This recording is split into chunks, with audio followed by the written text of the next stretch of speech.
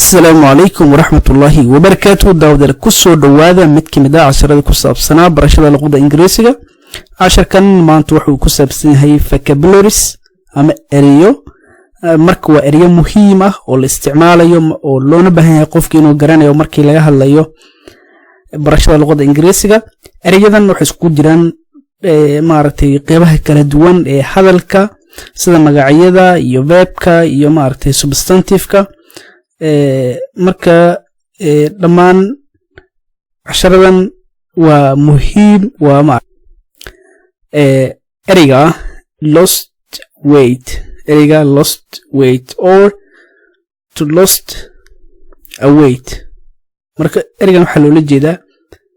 waa miisaan lumis marka ama qofka inuu culays lumiyo ama miisaankiisa inuu dhimo ayaa loo jeedaa marka waa dhimista miisaanka ayaa loo jeedaa marka eriga xiga a diet earlier marka eriga xiga waxa la yiraahdaa a diet marka a diet-ka waxa loo jeedaa marka jir dhiska ayaa asna loo jeedaa marka laakiin waxay noqon kartaa qofka in maaragtay culays badan oo jirkiisa uu saaran yahay inuu ka dejiyo ama waxay noqon kartaa inuu muruq uu dhisto marka labadaba loo isticmaali karaa eriga xiga waxa la yiraahdaa tips erigan tips waxa la yiraahdaa marka wixii talooyin ah markii aad doonaysid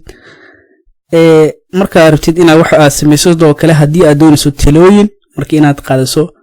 qaadato wax la yiraahdo tips marka eriga wax la yiraahdaa tips marka eriga ka hooseeyo wax la yiraahdo advice marka wax yar way kala duwan yihiin laakiin eriga asigana waa talo marka laakiin advice-ka dabcan waxa la bixiyaa asna waa talo laakiin tipsiga xoo way kala duwan yihiin marka habka loo isticmaalayo ay ku kala duwan yihiin marka advice waxa la yiraahdaa marka waa talo qofka markuu talo muhiim ah uu doonayo arrin muhiim ah markii uu wax maaragtay doonayo in la taliyo ayaa la isticmaalaa eriga advice eriga waxa la yiraahdaa meals eriga waxa la yiraahdaa marka waa cuntada basaylka ah ama cuntada karsan ayaa loo isticmaalaa meals waxa la yiraahdaa marka tusaale waxaan dhihi karnaa 3 times or 3 times a meal a day saddex waqti oo cunto maalintii ayaan dhihi karnaa marka waxa la isticmaalaa cuntada xilliyada la cuno waa loo isticmaali karaa marka waa biseelka ama cuntada biseelka ah ayaa la yiraahdaa marka eriga xiga waa consulting waa erigan waa la talin marka qofka markii uu la talinayo ayaa erigan loo isticmaalaya consulting waxa la yiraahdaa marka la talin ayaa la yiraahdaa marka erigan waa hard work laba eri isku xiran marka waa erigan hard work marka waa shaqo adeeg marka ama shaqo adeeg ama qofka qabanaya shaqada adeeg ayaa loo isticmaalaa marka eriga xiga waxa la yiraahdaa an opportunity waxa la yiraahdaa marka fursad ama jaanis ayaa la yiraahdaa marka waa arrin fursad ama jaanis ah eriga xiga waa engagement erigan waa engagement waxa badna isticmaala dadka faraantiga isku geliya maaragtay sheegaya faraantigaas oo calaamad u ah isguursiga marka ama ismehersashada ayaa marka inta badan loo isticmaala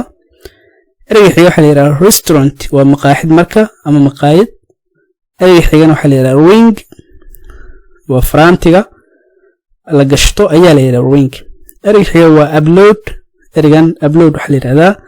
sacabtumis ama labada dadka markii loo sacabtumayo ayaa la isticmaalaa eriga xiga waa hugging eriga hugging waxa loo isticmaalaa marka waa hab isiin ama xabadka isgelin ama laba qof oo kala gacayl isku muujinaya ayaa hugging la yiraahdaa marka ama hab isiinaya marka eriga xiga waxa la yiraahdaa wedding erigan waa aroos marka eriga wedding waxa la yiraahdaa waa aroos ama laba qof markii isguursanayso xafladda loo dhigo ayaa wedding la yiraahdaa marka eriga xiga waxa la yiraahdaa waa flowers marka erigan waa ubaxyada marka hadda lama kala qaadayo inkastoo ubaxyada ay magacyo kala duwan ay leeyihiin hadda laakiin eriga flowers marka la yiraahdo waa ubaxyo eriga xiga waa gifts waa hadiyad sidoo kale honeymoon waa arooska ama bisha malabka wax Soomaalida ay tiraahdo ama arooska ayaa la yiraahdaa marka bisha arooska ama dadka isguursanayaan bisha koowaad ayaa la yiraahdaa marka eriga xiga waa cheaper ama ka raqiisan ama wixii cheap eriga cheap waxa weeye waa eri raqiis ah wixii raqiis ah loo isticmaalaa marka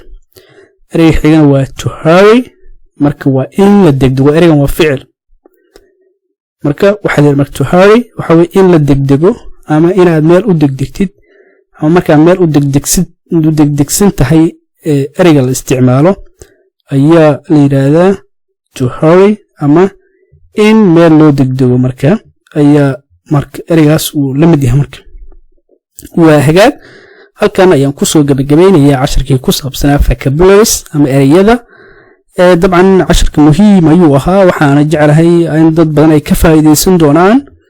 marka fadlan haddii aadan subscribe dhihin Himila Academy subscribe dheh intaan casharka ku kulmi doono waxaan idinkaga tagayaa sidaas iyo nabadgelyo